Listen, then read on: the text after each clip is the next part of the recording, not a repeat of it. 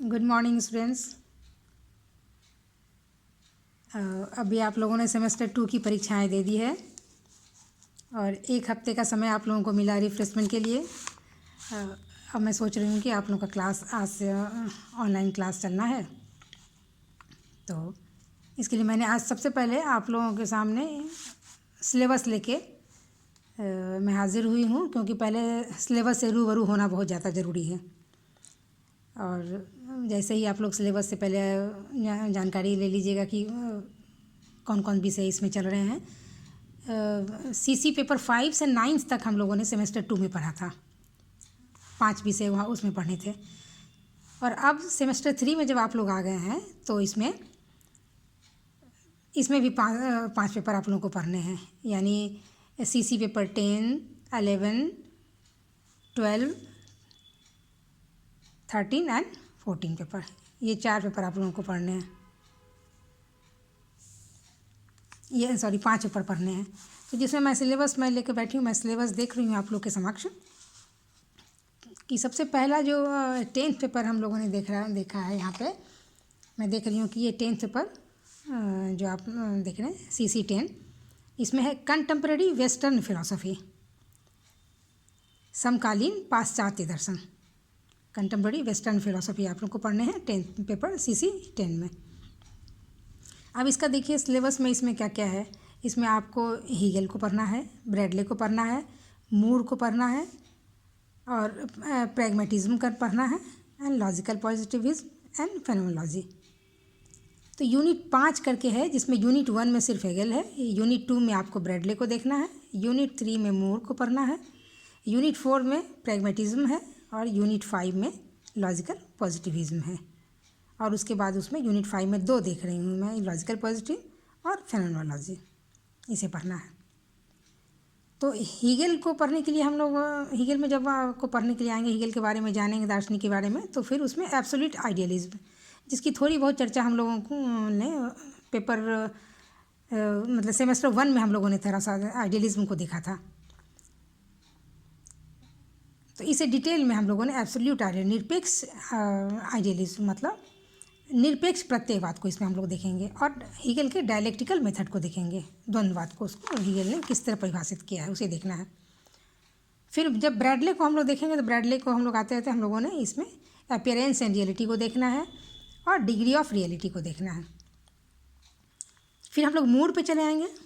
Mood में भी 3 chapter हम लोग को देखने की 3 चैप्टर हम लोग को पढ़ना है। रेफ्यूटेशन ऑफ आइडियलिज्म, फिर है डिफेंस ऑफ कॉमन सेंस, फिर सी में है नेचर ऑफ सेंस डाटा,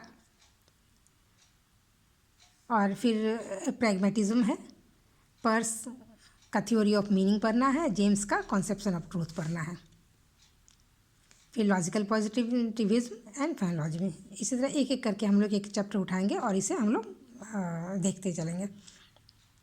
तो चूँकि आज सिलेबस से रूबरू होना है, तो इसीलिए सबसे पहले हमने देखा कि पेपर सी में हमें कंटेम्प्रेरी वेस्टर्न फिलॉसफी को पढ़ना है और थिंकर्स को देखते हुए फिर उस टॉपिक पे हम लोग आए। अब देखना है कि सीसी पेपर 10 तो ये हो गया, 11th पेपर में हमें क्या पढ़ना है। तो इसे हम पलट के एक बार ज़रा हम देखें कि इसमें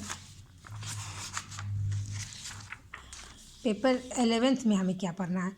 तो हम देख लेंगे पेपर 11 सेमेस्टर 3 का CC 11th में वेस्टर्न एनालिटिकल फिलॉसफी, यानी पाश्चात्य विश्लेषणात्मक दर्शन। ठीक है, इसे हम लोग एनालिटिकल फिलॉसफी को पढ़ना है। तो इसमें कि पाश्चात्य थिंकर्स तो वो भी था, लेकिन एनालिटिकल फिलॉसफी को देखना है, जिसमें कौन कौन से थिंकर्स आ रहे हैं उन्हें हम देख लें। इसमें भी 5 यूनिट हमें पढ़ना है, paper 1, paper 2, unit 3, unit 4 and unit 5। और यूनिट 1 में हमें पढ़ना है विटगेनस्टाइन को, जिसका पिक्चर थ्योरी ऑफ मीनिंग पढ़ना है, और फिर लैंग्वेज गेम।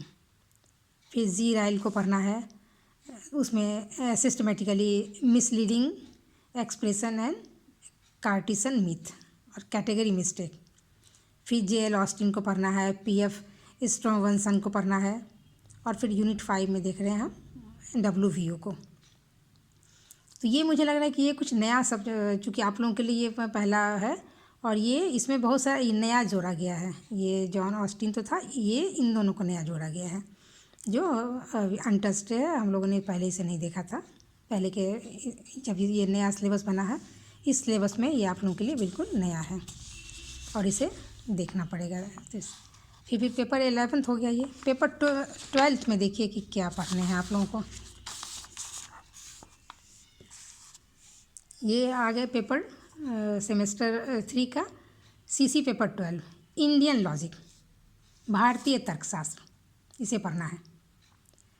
अब इसमें इंडियन लॉजिक में तर्कशास्त्र हम लोगों ने पढ़ा है अभी सेमेस्टर 2 में, वैसे सिंबॉलिक लॉजिक हमने पढ़ा, या इंडियन लॉजिक वेस्टर्न लॉजिक को हमने पढ़ा था, इंडियन लॉजिक इसमें अभी आया हुआ है। तो इंडियन लॉजिक क्या हो गया, भारतीय तर्कशास्त्र। इसमें देखिए क्या क्या पढ़ना है। इसमें भी 5 यूनिट पढ़ने हैं, यूनिट 1, 2, 3, 4 एंड 5। तो यूनिट 1 में क्या है, डेफिनेशन ऑफ अनुमान। हम लोगों ने जब इंडियन एपिस्टोलॉजी सेमेस्टर 1 का पेपर 1 जब हमने पढ़ा था, उसमें हम लोगों ने पढ़ा है डेफिनेशन ऑफ न्याय। लेकिन इसमें कंपैरेटिव न्याय एंड बुद्धिस्ट पर्सपेक्टिव, न्याय के साथ साथ बुद्ध को भी जोड़ा है, बुद्ध के विचारों को दोनों को पर्सपेक्ट में लेते हुए अनुमान को देखना है। फिर है कंस्टिट्यूएंट्स ऑफ अनुमान, अनुमान के क्या कौन कौन से 2 पार्ट्स हैं, तो उसमें भी न्याय, बुद्ध और जैन को देखना है। तो ये चैप्टर मेरे हिसाब से आप लोगों के लिए आसान होगा, क्योंकि आप लोगों ने बहुत कुछ जानकारी पहले इसमें से प्राप्त कर चुके हैं। फिर है प्रोसेस ऑफ अनुमान। मैं देख रहा हूँ कि सिर्फ अनुमान को लेकर ही सारे टॉपिक बनाया गया है। प्रोसेस ऑफ अनुमान में है न्याय, बुद्ध और जैन, इन तीनों के पर्सपेक्टिव, मतलब ये मूल रूप से न्याय, बुद्ध और जैन तीनों को देखना है इसमें। प्रोसेस ऑफ अनुमान यानी अनुमान जब हम करते हैं तो उसमें किन किन प्रोसेस से हम गुजरते हैं, उसके क्या स्टेप्स हैं। किसी ने 4 बताया, किसी ने 5 बताया है, जैसे न्याय ने पंचावयव अनुमान को माना है। तो उसी तरह से हमको देखना है कि किस तरह से फिर वेदांत, इसमें चूँकि वेदांत को नहीं पढ़ना है, वेदांत ने भी स्टेप्स बताए हैं और न्याय ने भी बताए हैं। फिर टाइप्स ऑफ अनुमान, अनुमान के कितने प्रकार हैं, 2 हैं। फिर उसका आगे वर्णन है, उसकी व्याप्ति है। फिर 5वें यूनिट में हम आ रहे हैं व्याप्ति और हेत्वाभास को देखते हैं। यानी व्याप्ति हम किसे कहते हैं, क्या व्याप्ति की संभावना है, कई तरह से क्वेश्चन आते हैं। फिर उसके बाद अनुमान जब हम लगाते हैं तो उसमें अनुमान में जो हेतु यानी मतलब कि जो गलतियां हो जाती है हमसे, हेत्वाभास, हेतु मतलब कारण जो होता है अनुमान लगाने के पीछे, जिस कारण के द्वारा हम अनुमान लगाते हैं उसमें मतलब कि दोष का अभाव, दोष हो जाता है, तो उसी को हेत्वाभास, हेतु में दोष होता है तो उसी को हेत्वाभास कहते हैं। तो वो इस हेत्वाभास को देखना पड़ता क्या क्या किस तरह की गलतियाँ किस तरह से होता है व्याप्ति को करने में, और फिर अनुमान लगाने के क्रम में कौन कौन से आभास होता है, इसीलिए हेत्वाभास उसे कहा जाता है। उस तरह का इसको चर्चा करनी पड़ेगी। तो ये हो गया हमारा पेपर 12। तो मैं सोच रही हूँ कि मैं इसके बाद फिर दूसरे दिन क्लास में 10th, 11th, 12th 3 पेपर की चर्चा इसमें हुई, 2 पेपर की चर्चा हम लोग दूसरे दिन करेंगे। बस आज हम लोग इसको देखें और फिर एक एक करके फिर टॉपिक उठाते हुए फिर हम लोग इसे भी एक एक करके पूरा करेंगे। और सारे विद्यार्थियों से अपील है कि वे सब इससे जो हमारे इस ग्रुप से, हमारे व्हाट्सएप ग्रुप से जुड़े, और इस क्लास को जब हम जो भी वीडियो हम अपलोड करके आप लोगों के लिए देंगे उसे आप लोग ध्यान से देखेंगे, ताकि और उसे फिर आप लोग अपने हिसाब से उसे रिपोर्ट कर लेंगे। Thank you.